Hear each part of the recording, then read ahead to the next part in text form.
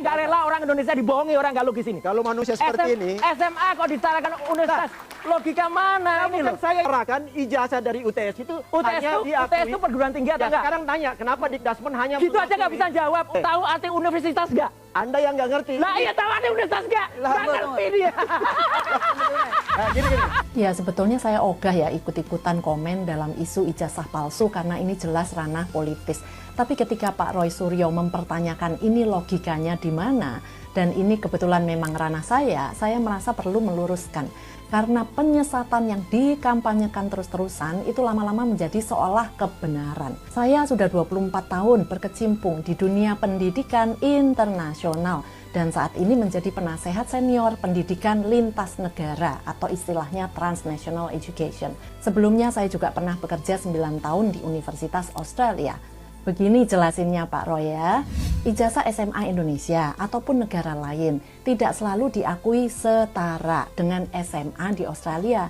Karena itu banyak universitas di sana membuka jalur pathway program, semacam matrikulasi yang disebut foundation. Program ini setara dengan kelas 12 di Indonesia. Contohnya University of Melbourne punya Trinity College yang menawarkan foundation.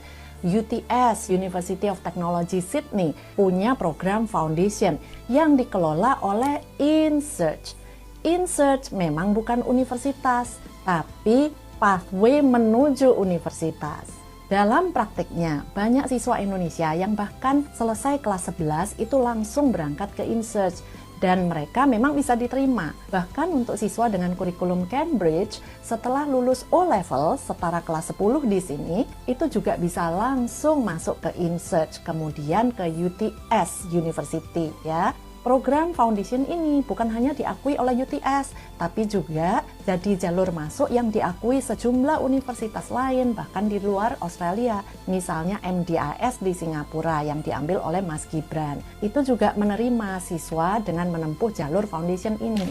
Jadi kalau memang mau mencari kebenaran, nggak sulit kok. Program InSearch ini bahkan ada di Indonesia, ditawarkan lewat UIC College. Silahkan monggo bisa langsung dicek ke sana tanpa berdebat panjang lebar. Tapi kalau memang mau mencari kebenaran ya. Oke, siap. Di endingnya dia sendiri loh yang bilang ya mau mencari kebenaran. Lawang dia sendiri aja nggak menyentuh substansi, ya nggak nyambung. Ya, kalau kemudian yang dibahas adalah argumen dari dia tadi, ini kan tidak sesuai sebenarnya dengan gugatan dari Pak Subhan. Pak Subhan tidak pernah mempermasalahkan mengenai riwayat pendidikan Gibran. Yang dimasalahkan apa teman-teman udah tahu sendiri, nggak perlu saya bahas panjang lebar. Lah ini nggak nyambung. Tahu-tahu ikut terjun ya, kita yang udah ngikutin polemik ini bertahun-tahun ya mau digiring. Ya, orang-orang pintar, hati-hati teman-teman ya. Saya tekankan lagi ya, tanggal ini, tanggal 30 September ini.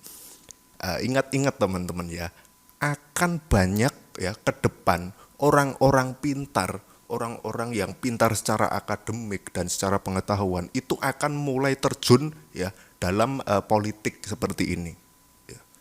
Terus ngapain?